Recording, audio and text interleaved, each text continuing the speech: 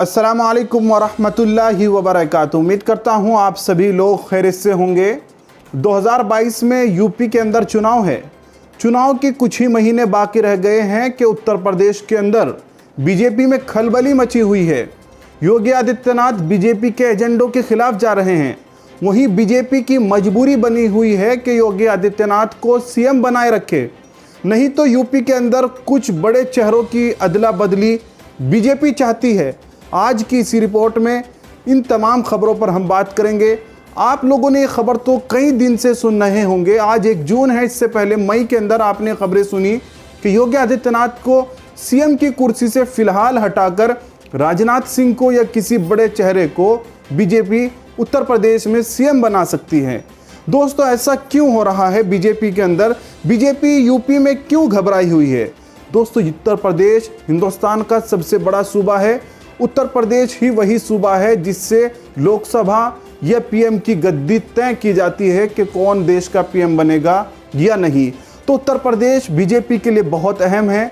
जबकि बीजेपी के पास अभी उत्तर प्रदेश है, बीजेपी की सरकार है यूपी के अंदर, लेकिन बीजेपी को डर है कि कहीं उन 10 राज्यों की तरह जिनमें बीजेपी की सरकार थी, फिर भी बीजेपी ने वहां पर अपनी सरकार गंवाई और दूसरे पार्टियों ने वहां पर जीत हासिल की।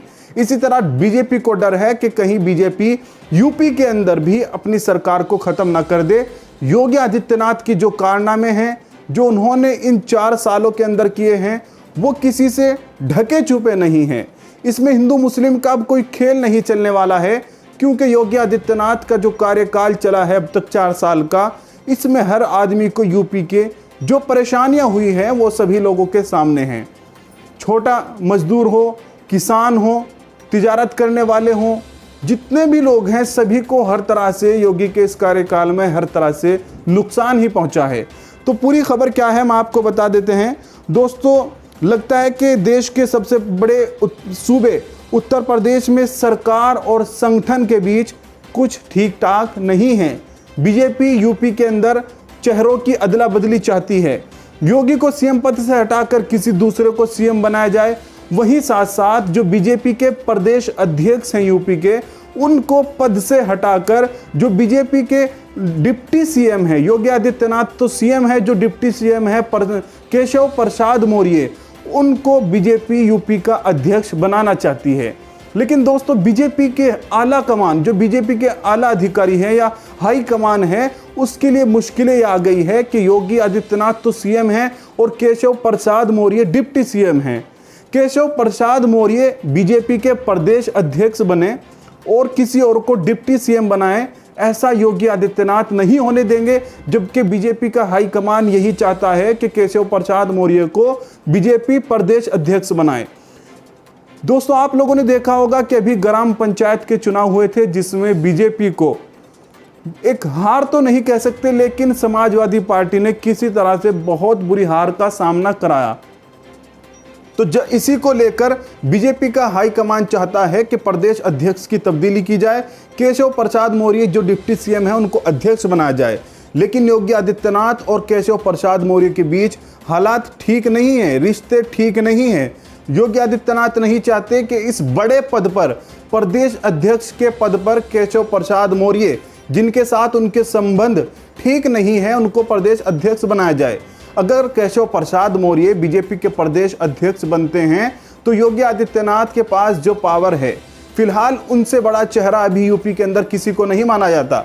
लेकिन जिनके साथ उनके संबंध अच्छे नहीं हैं और प्रदेश अध्यक्ष उनको बना दिया जाए तो कहीं ना कहीं योगी आदित्यनाथ के लिए मुश्किलें खड़ी हो सकती हैं।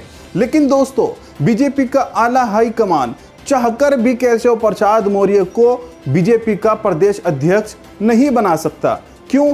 क्योंकि योगी आदित्यनाथ नहीं चाहते। योगी आदित्यनाथ के संबंध उनसे अच्छे नहीं हैं और योगी आदित्यनाथ आज की तारीख में वो पकड़ मजबूत कर चुके हैं बीजेपी के अंदर कि तीसरा बड़ा चेहरा आज उनको, मोदी अमित शाह के बाद तीसरा बड़ा चेहरा बीजेपी के अंदर उनको माना जा रहा है। और कहा जाता है कि 2024 या उसके बाद कभी ना कभी बीजेपी योगी आदित्यनाथ को पीएम का चेहरा भी घोषित कर सकती है।